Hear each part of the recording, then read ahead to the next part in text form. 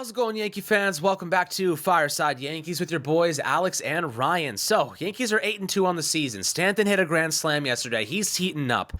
But let's talk about one of our youngest players in Anthony Vulpi, who's 22 years old, and by God, he is dominating. This is a different caliber of player that we're seeing this year. The work he put in this offseason is coming to fruition, and it's showcasing its upside.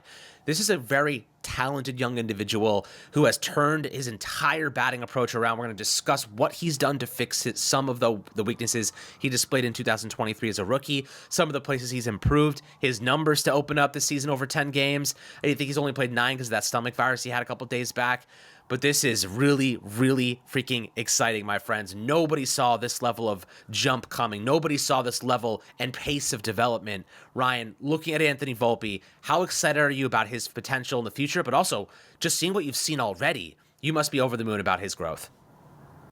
Yeah, absolutely. Look, Anthony Vulpi is one of those players that, you know that his development is not just good for this year's team, but for the future. And looking at what Anthony Vulpi has done thus far, I mean, the swing decisions are pretty good. He's not chasing a ton. Has he been super aggressive in zone? No, but I imagine that'll kind of develop as the season goes on. His confidence in his swing, the confidence in his ability to cover the zone, the swinging strike rate is way down. The strikeout rate is way down. The offense production is way up. I think that his average is going to remain above average for the rest of the season. His walk rates are pretty good. I do want to see him consistently do more damage on contact, but I think that's something I'll develop as the season goes on. Last year, he got off to a pretty slow start in terms of barreling the baseball, and he was able to turn that around pretty quickly. And I know that some people are going to hear that and say, you want him to hit the ball the way he did last year again? And the answer is obviously no. I do not want Anthony Vulpi to hit the way he did last year. He was atrocious last year at the plate. He was one of the worst qualified hitters in baseball, but at the same time, I do think that the best version of Anthony Vulpi is when those line drives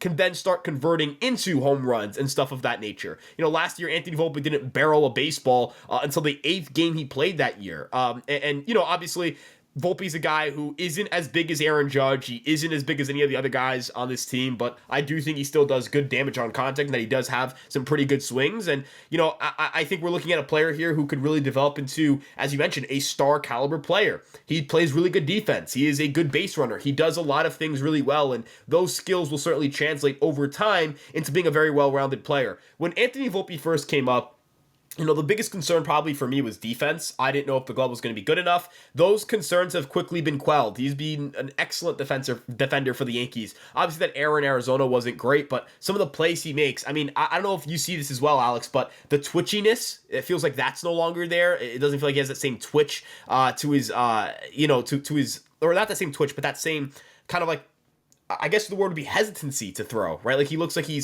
gets the ball quickly, scoops it up, throws it. So super encouraging there. The bat's been good. Across the board, I'm just super encouraged, Alex, and I think he can really take that next step forward. Yeah, absolutely. I mean, look, let's take a look at some of his metrics that really stand out to me. So last year, Anthony Vulpi at 21 years old as a rookie had two overall WAR of 159 games. This year, over the first 9 games he's played, he already has 0.9. So he's halfway there in 9 games. He's only led by Mookie Betts with 1.3 WAR to open the season. Vulpi has been one of the best players in the league. He's well on pace to be an all-star. It's not even close. If he maintains his pace, he'll be the MVP. Of course, there will be some natural regression at some point. Right now, he's hitting .424 with a .486 OBP, .606 slugging rate, 1 homer, 9 runs scored, 3 RBIs, 3 stolen bases. His strikeout rate has actually reduced almost 10% to 18.4% this year with a 10.5% walk rate. So he's actually gotten to double digits for the first time in his major league career. Obviously a small sample there, but still impressive nonetheless. A 226 WRC plus, indicating he's been 126% better than the average MLB player. Now, Ryan, you did mention his defense, and that's something I did some research on this morning. He set the franchise record last year with 15 defensive runs saved. You wouldn't believe what pace he's on this year in defensive runs saved. If I told you, you probably wouldn't believe it. Of course, he probably will not reach that number. But right now, Anthony Vulpi is on pace for 50 defensive runs saved this season if he played the same amount of defensive innings as he did last year. Now, again, it's not realistic. 50 defensive runs saved would probably be the record ever, by far. I'm looking more in the 25 range, right? If he could get to 20 to 25, he's a gold glover But not even just that, he's one of the best shortstops in the game defensively. Maybe arguably the best shortstop defensively in baseball if he had 25 DRS this season. So, it's a hot take. It's unlikely, but I wanted to point out the pace that he's on and the range. If you look at his FanGraphs sheet last year, his range, outs above average, 65th percentile, arm strength, 28th percentile, sprint speed, 78th percentile. If you fast forward to right now over the sample size that he does have, he has a 94th range and outs above average. So he's in the first percentile. He's in the 86th percentile. The 94th percentile. Yeah, 94th percentile of range, outs above average in fielding. With running, he went from 78th percentile to 86th percentile. He actually got faster this year, which is incredible. His fielding run value 21 is 91st percentile compared to 58th percentile. This guy is a different player. He is a 22-year-old in a 10 years seasoned veteran's kind of mental state right now. You're seeing him make all the right decisions. He is a workhorse when it comes to improvement. We called it a couple months ago, Ryan. We said to you guys specifically, this is a player that if we saw the negatives, we saw where he needs to work on, he saw it and then went and addressed it. You know what I mean? He went and did the work. The discipline that we're seeing from Vulpi is something like we've never seen a player take a step forward like this before. You know what I mean? Jose Trevino had a great quote yesterday, and I'll read it to you guys because I think it does make a lot of sense in terms of what they're seeing. So Trevino said, I feel like I've seen a handful of guys his age kind of do their thing, but not that quick. He is responding to the game out there at a different level from last year. He is responding to the adjustments he has made. From my seat, it is just so much fun to watch. The other players are noticing it. Aaron Boone said he's starting to look like that complete, well-rounded, really good player. And then Vulpi comes out and says, I think it's motivating just knowing I can keep building off of it when he's talking about his hot start. So the manager's saying it. The players are seeing it. He's a core leader on this team. Ryan, what are some of the intangibles that you see? Not just the production, but the mental state, the leading by example, the work ethic. I think those are things that get overlooked sometimes, but do play a big part in helping everybody else around him. Yeah, I think it's really important to talk about Anthony Volpi's aptitude, the type of player he is. Something that David Cohn has talked about on broadcast is just how smart of a player Vulpi is, the work ethic, all of that stuff. And look, I don't think that your makeup makes you a great player, but it certainly takes a good player and makes him a great player, right? Is somebody who hits a ball 119 miles an hour, like an Aaron Judge, right? Is he going to be bad because he may not be as good of a leader? Obviously, Aaron Judge is a good leader. I'm not implying he isn't, but if you took Aaron Judge and made his makeup worse, right, would he be not good or not in the league? Absolutely not. He'd still be a good player in this league. But what takes Aaron Judge from a really good player to a franchise icon is that makeup. It's that mental aptitude. It's all of those things that kind of go into it. If you're talking about a shortstop as well, we're talking about the leader of an infield, right? And he is the youngest guy in that infield, the least experienced guy in that infield. That Cabrera obviously is not a seasoned vet, but he came up in 2022. He's a couple years older than Vulpi. He's been in professional baseball for a little bit longer. Volpi's a kid, like all things considered, and I think that we can kind of simplify a lot of the progressions he's made to. He was a rookie last year. Last year was a learning experience. He barely played in AAA. Brian Cashman talked about that, in a presser, that one he had where he was just that profanity laced, just that very fun press conference, if you remember that one. And he was talking about how, people who were writing off Vulpi and saying that, the hitting development ruined him will, in a few months when he starts playing well this year, will start writing about how good he is. And he directed that quote at Joel Sherman. And yesterday, Joel Sherman put out a piece talking about how good Anthony Volpi's looked this year. So, if you talk about kind of where his progression has been, it's really just been, he's such a smart kid. He's such a smart worker. I can't say kid. He's older than me. But he's such a hard worker. He's such a smart baseball player. He's such a mature baseball player that all of his physical skills and all of his already present baseball skills get amplified because he knows how to hone them. He understands that work that goes into becoming a great ball player, and he works tirelessly at it. I think this is a baseball player who's really taken steps forward. And, ultimately, Alex, the thing I'm most intrigued by, the thing I'm most encouraged by is the fact that he's someone who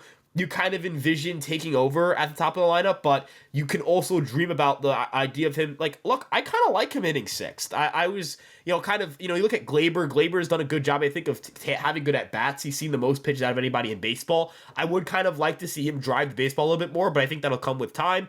But looking at like Anthony Volpe, when he's your six hitter, right, like it just lengthens your lineup. Look at our six hitters from last year. We went through, I mean, it doesn't take long for you to Google a lineup and find IKF hitting fifth. I'm sorry, IKF's not like, he's just not a good player. Like, I don't even mean to be disrespectful. I don't mean to like, harp on a player who's no longer here, but that was the sixth or fifth hitter for your team on the majority of days. I mean, I'm going to pull up a lineup from July 10th, 2023, right? I'm going to, right now, like, you're going to hear me typing it. I'm pulling one up right now. I'm sure this lineup's going to be absolutely atrocious. I'm hoping it wasn't. Yeah, this was the last game before the All-Star break, if I'm not mistaken. The Yankees played the Cubs. They blew that game. They lost. Their five hitter was Josh Donaldson. Their cleanup hitter was Harrison Bader. Their sixth hitter was Billy McKinney.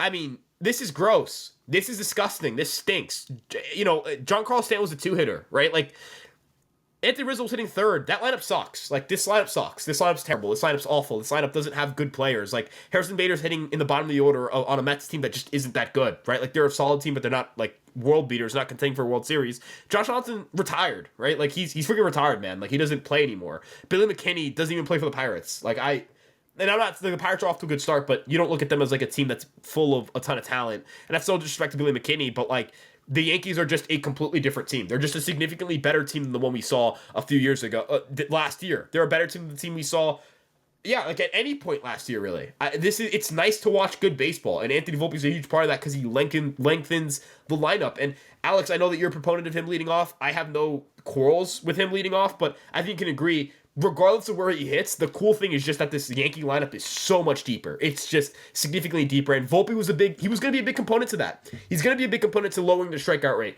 to seeing this lineup get on base more, and he's answered the bell thus far. We'll see how it sustains. We'll see how pitches adjust, but I'm super encouraged, and I think you can agree, regardless of who you think the leadoff hitter should be, this is a very encouraging thing to have this deep of a lineup. Absolutely. I mean, to speak more on that, the lineup and where he could end up falling, I think long-term, foreseeable future, he is the leadoff man. Like, long-term, he's the guy. Get on base, yada, yada, yada. He's going to be amazing there.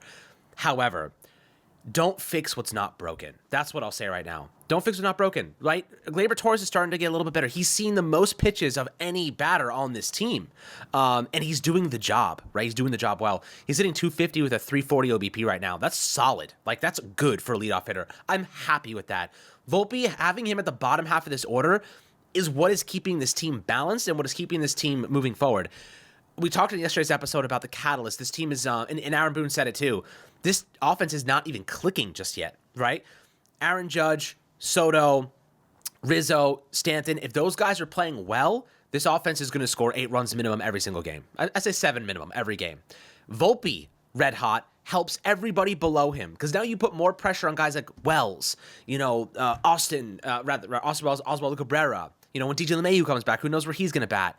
It's really great to have that little bit of pressure because I think these guys feed off of it. They want to play well. They know that this team is great. They want to be a part of this mix because if they don't play well, the Yankees have the talent to replace them.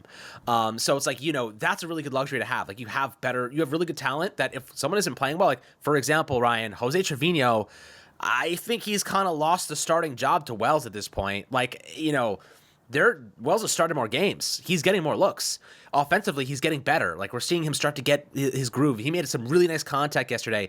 He slapped one to left field that on any other day, a little bit 1 degree launch angle more is gone. He smashed it. Outfielder made a fantastic grab. A little bit unlucky. But Wells is making good contact, getting better. That aptitude behind Volpe is just awesome to have. So, right now, I'm excited to see what this team can do surrounding Volpe and then him becoming more of a prominent piece when they eventually graduate him to that leadoff role. It's going to be fun to watch because he's just getting better, guys. But always happy to hear your thoughts below in the comments section. Make sure to like and subscribe as always. And we'll catch you guys on the next Fireside Yankees episode.